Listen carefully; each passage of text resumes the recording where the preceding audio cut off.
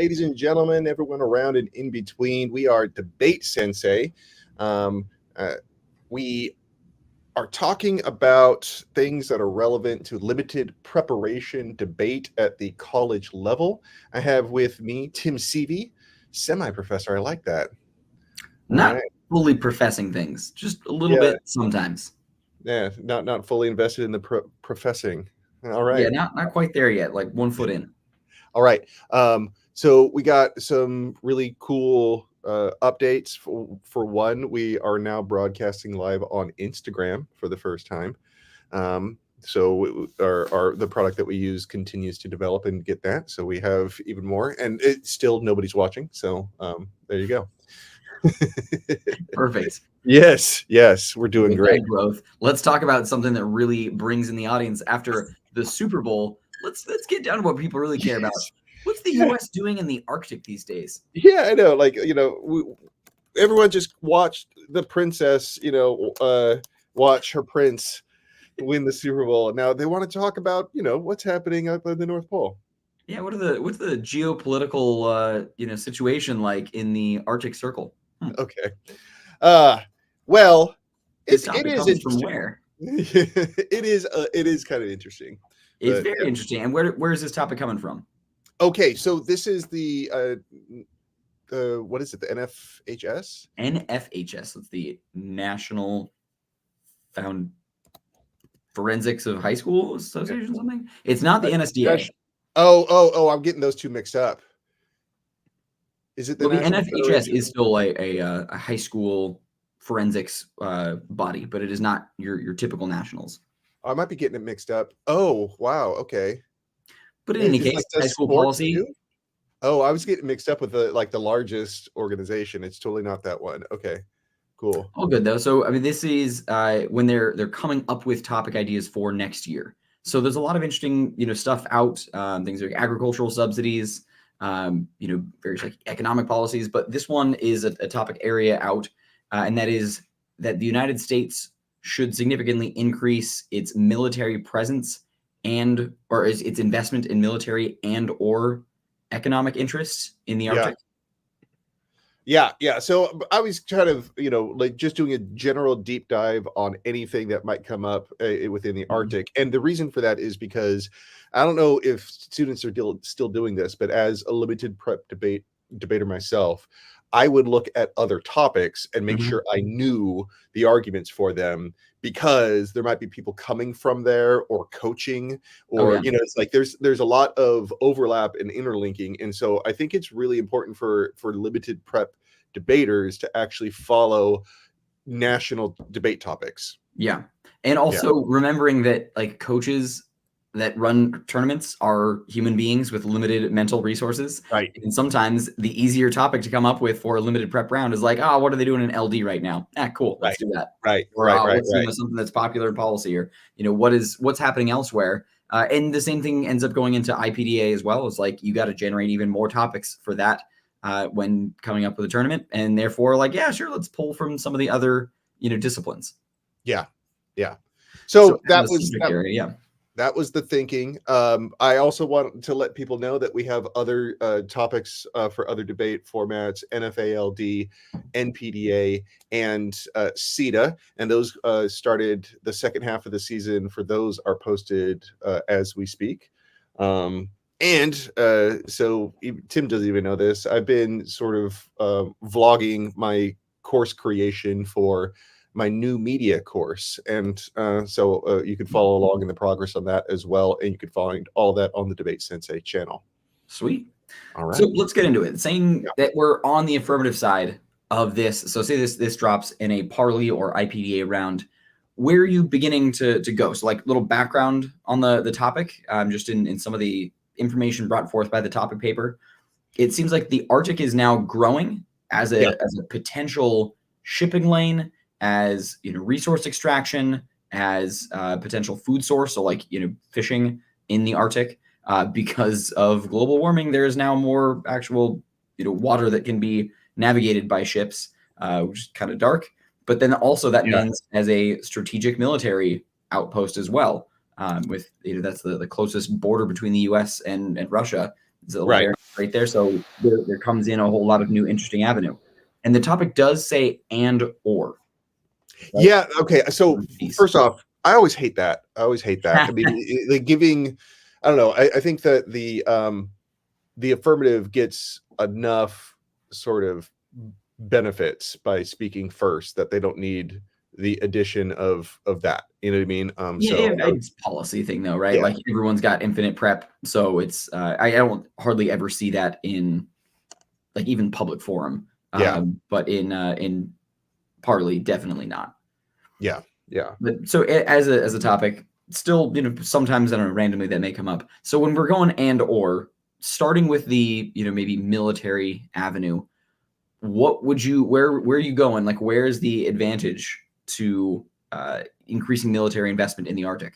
Okay, so first off, Russia's been kind of going on a tear lately. So I would be doing a Russia affirmative, probably. Right now, I also think that people can do China affirmatives, and we'll probably talk about that in a little bit. But I really think that the low hanging fruit is Russia. All right. And so Russia, recently invaded Ukraine unprovoked for nothing more than really a land grab. And that kind of indicates their, broader goal of sort of flexing their hard power. And like the tensions that they've been having with NATO recently have, made it seem like, okay, we need to take a stand against Russia. They, like this is just inappropriate behavior. And I think that one fact is that Russia has more military bases in the Arctic Circle than NATO bases exist in there. And so that would be one reason for doing that is that the United States has by far the largest military budget and would be able to take that hit, and they have basically a border with Russia and just a whole bunch of space to be putting it up. I think that you could, like, if you want to just run headfirst into a security debate, then that's one way to do it. Yeah, for sure. Interesting when talking about like historically that Russia and the US have kind of cooperated around the area just because it's like, all right, not that dense of a population in the Arctic, huge swaths of land, crazy extreme conditions. And so it's like, all right, we'll kind of play ball in the area. But now that tensions have kind of got so much higher and it is becoming a more, potentially passable lane for, commercial or military vessels, that now is a real potential. So I think, having bases in the area. So when we're talking about like what a plan might sound like of increasing investment, like, okay, established bases, would you say like in the tip of Alaska, like the northernmost point of Alaska, or like right across the Bering Strait or something like that? Yeah, I don't know if you're required to get that specific as far as location goes, but well, I think it's the only part of the U.S. that's in the Arctic. Yeah, well, I mean, like, but I mean, tell it about the northern tip of it. It might be good not to be that close to the shore. Who knows? You know what I mean? It's like for whatever reasons.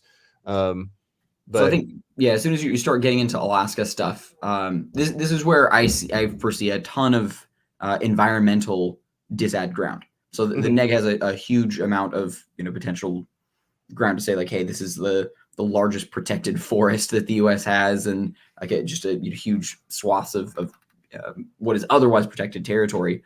That now, if there's going to be military development, what does that look like? Is that more like a naval base that goes more on the coast that may not impact the actual forest as much, or are we talking land based? That's some of the kind of stuff that I'm thinking about trying to get ahead of, and what needs to be up there. Like what is more advantageous? Like, for example, I don't know all that well, but like if the Air Force can't operate jets in that cold of a climate or something like that, or if like storage is just too dangerous, then maybe you're only talking about like a boots on the ground land force or something like that, or Navy vessels or something like that. So I would want to know a little bit more of the logistics of what would actually be helpful and safe up there. Yeah. So in agreement with that, it would also be important for indigenous rights. Absolutely. Yeah. And I mean, I hope I'm pronouncing this right, but the Inupiat and the Yupik are, I guess, at least through my research, are the two largest areas. And man, if the history of the United States is any indicator, I think that there's a real threat to, you know, their areas being the location for certain military bases, or at Sure. least you know, in the area. I also think that there's if my memory serves me right, I just did not have enough time to research that, but we could find analogies of military bases. I just know from Long Beach that it was not very pretty. You know what I mean? Military bases are not necessarily economic drivers of, you know, places. Like in some way they are. In some way they are, but they also have a reputation of bringing some seedy type of businesses along with them. In, you know. Yeah, and just a great bigger picture of colonialism, right? Like, hey, this is indigenous territory, and now we're going to turn it into Oh the yeah, I mean, biggest, like, you know, weapon of the most, you know, funded military industrial complex on planet Earth. yeah, Like, I mean, let's you lay could out. settle a colonial DA or critique, or Yeah. I think you could do a straight up DA too. Yeah. Yeah, so I think that there exists, I think, you know, on the negative ground there. So that's where I'm seeing, like, I don't want to be on the affirmative of this one, is what I'm getting at. Now, Oh, I think you can start realizing, so as it's becoming more of a strategic location, like as these, you know, shipping lanes become open, or as this, you know, as the Arctic becomes more navigable, you can say, you know, without having a presence there, that now is a weak point. Like that's now an actual, like, whatever the environmental impact, like you're thinking through a potential outweighing argument to try and say this could be a point of you know, conflict, like an actual, you know, ground invasion. Not that I necessarily think that like Russia would invade Alaska or something, but you right. can say if that's like the closest, you know, real place, and also your ability to now access a whole bunch of other points around the globe through the Arctic Circle there, like you're, you know, as lanes become open. If not the U.S., then Russia will. And as you already say, like if they've already got more bases in the Arctic, like that's you know, a strong point for them. Yeah. That can become a real risk not to have some kind of defensive situation, you know, stronghold. Yeah. So it's, I don't like ever being on that side of the argument. I guess I Yeah, don't know yeah, that I I'm ever know. winning And that all but that well, even but yeah, even the economic development, even if you don't go with the military, you start getting into some of the similar problems. You know what I right, mean? like, It's oh like well, if if we can fish it, yeah, great, because you know that what I mean? always goes really well for the environment. Right, like an economic development in Alaska, I don't like it's not like, oh, there's not enough like pizza joints up there. It's like there's a lot of oil and Yeah, ore and like mining yeah, that we can do up there. It's like that's what that means. And so yeah. yeah, I mean, like and then you kind of have a double whammy there because you could talk about that sort of form of environmental racism. Yeah. Yeah,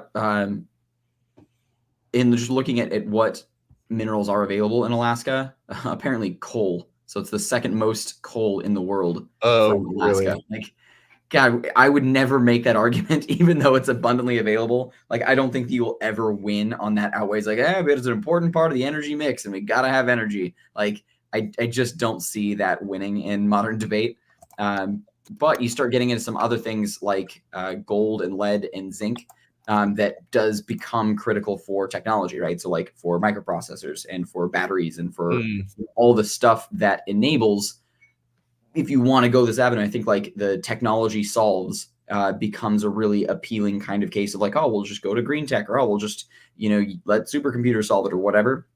And I think a nice like predecessor to that is like, well, in order for us to get off of coal, we have to have all of this computing power, and we also have to have all these, you know, batteries. We've got to have all of this processing information, whatever.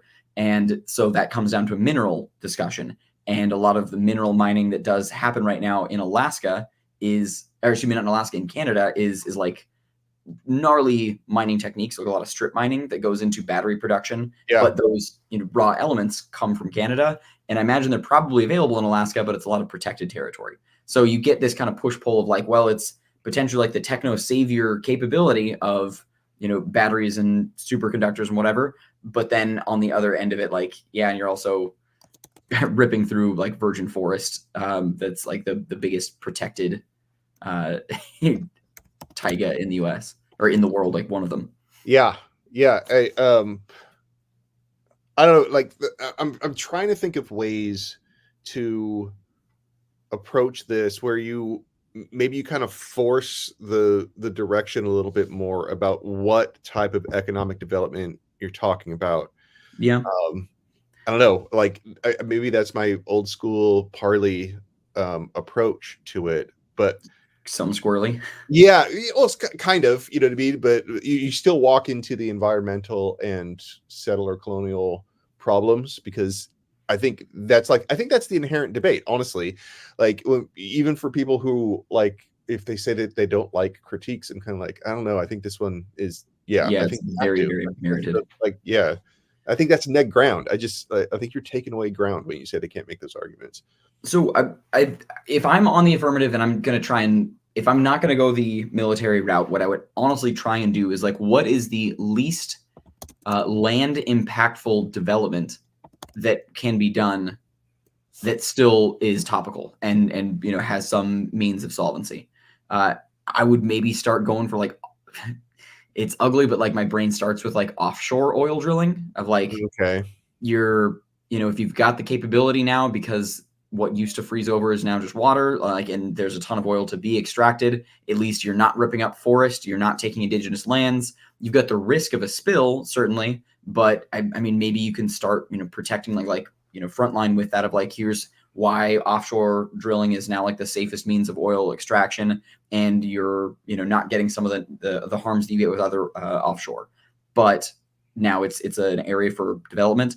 It's not great, but I think it significantly mitigates some of the you know DAs or potential critiques that are coming in, where what I would expect the neg to come in with.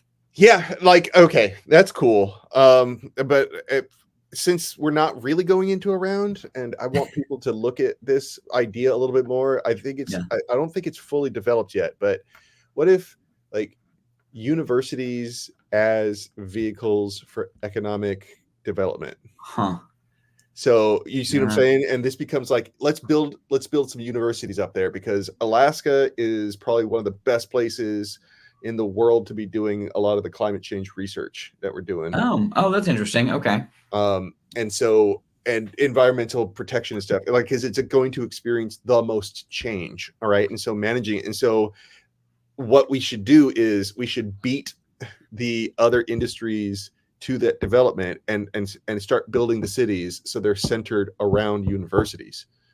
Okay. I like Yeah, it. yeah, and And so yeah, all of the profits go to the local indigenous you know populations. Okay. I'm liking this. Preempting. We're preempting. yeah. Well, I mean, like you like I'll have that discussion. I'm like I think that there's going to be plenty of opportunities.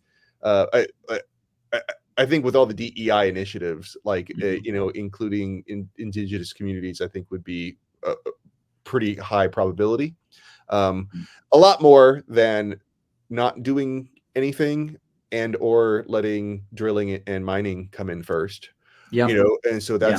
that's the other option is like this is going to happen, and so maybe we should treat university like cities get centered around things, and let's try to get some cities centered around universities, right? There's college towns, and so let's like it's the college town plan. Huh. That's kind of neat. Okay. That's a fun, you know, avenue to take it. All right. So on the negative, we've already kind of flushed out a couple, but or at least hinted a couple, but maybe flushing that a little bit more. On the environmental downside to it, Yeah.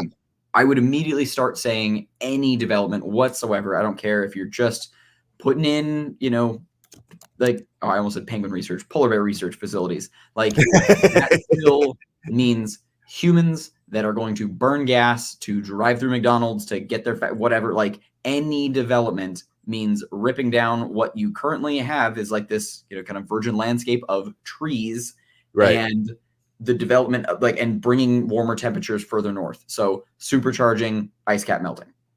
Yeah, I think, and that leads to the loss of biodiversity, a keystone species of some sort being. Oh man, now I forget what keystone species. So any environmental disadvantage that you not any, but like most many environmental disadvantages. I think you get to build in like a brink story, and so you have to like kind of the research you need to do is find a keystone species, and I guess polar bears would be that one. You know what I mean? It's like, and so you have to find out a little bit more about why polar bears are so vital.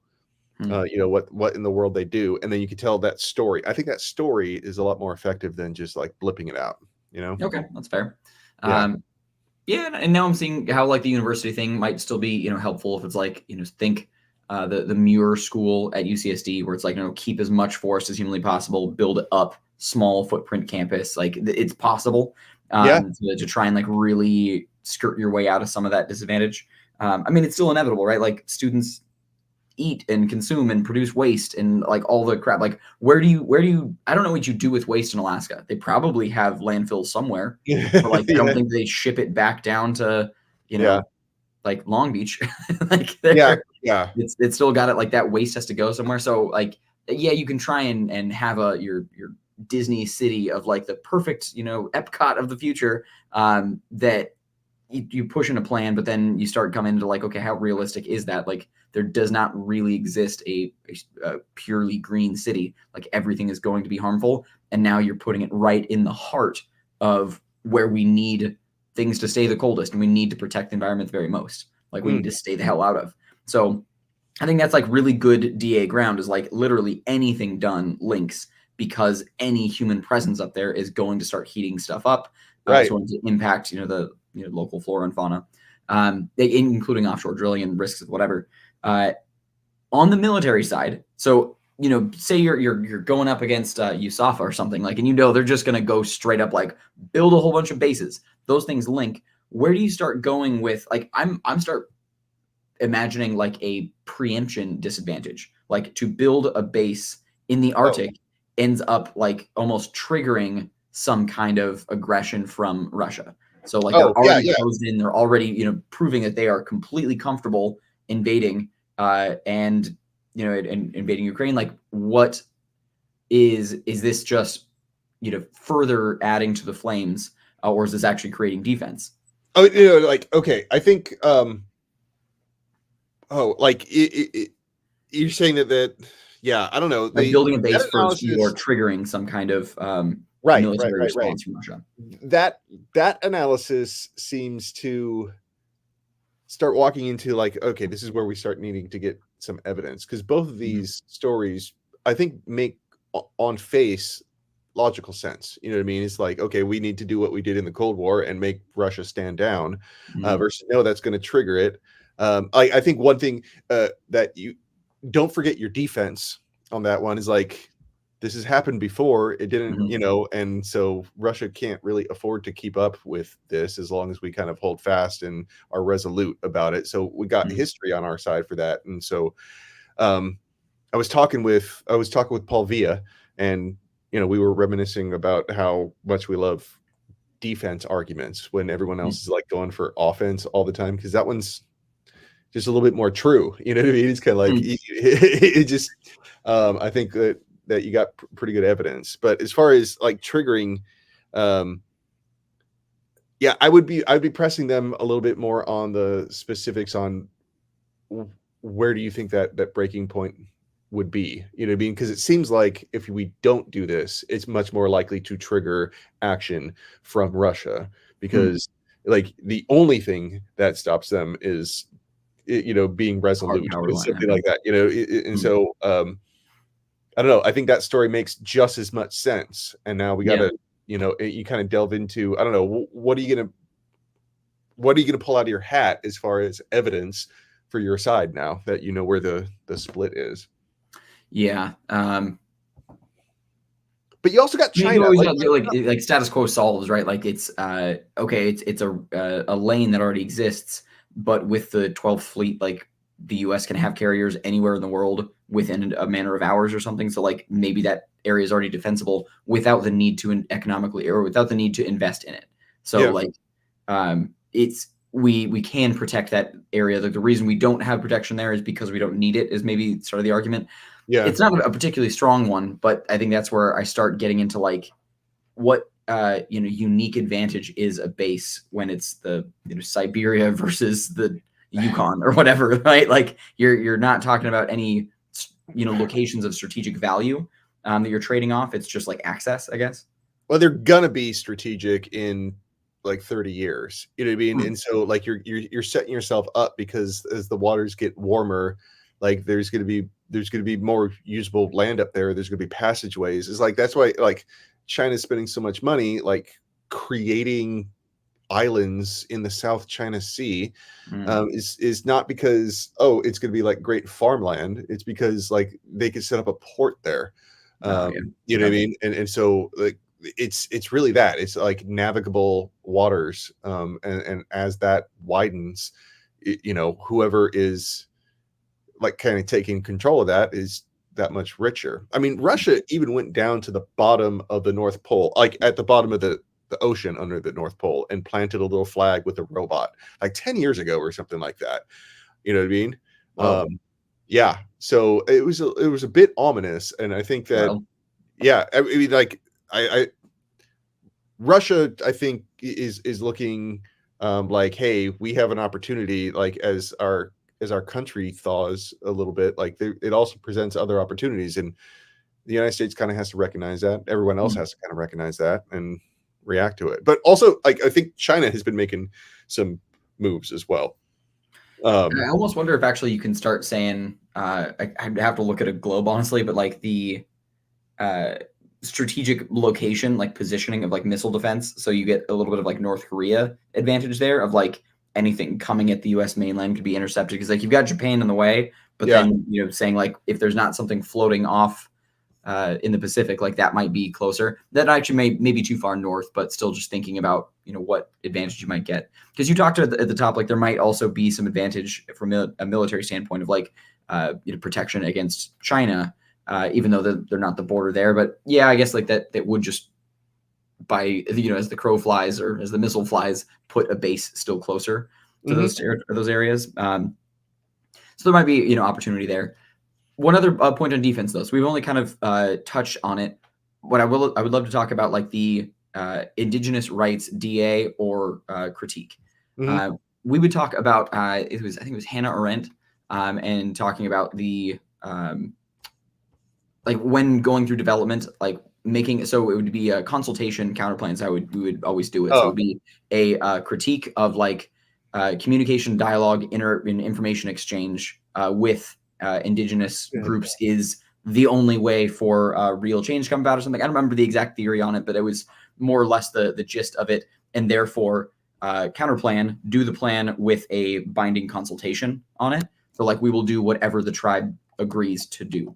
And if the tribe says do nothing, then we do nothing. But if the tribe Okay. says, yeah, go for it, then cool. But at least we get the ground of having done this communication, collaboration, cooperation, etc. first.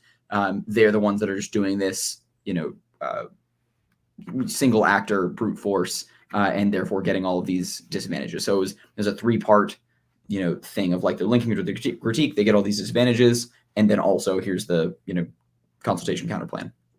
Yeah, I mean, those consult counterplans are really nice to have in your back pocket.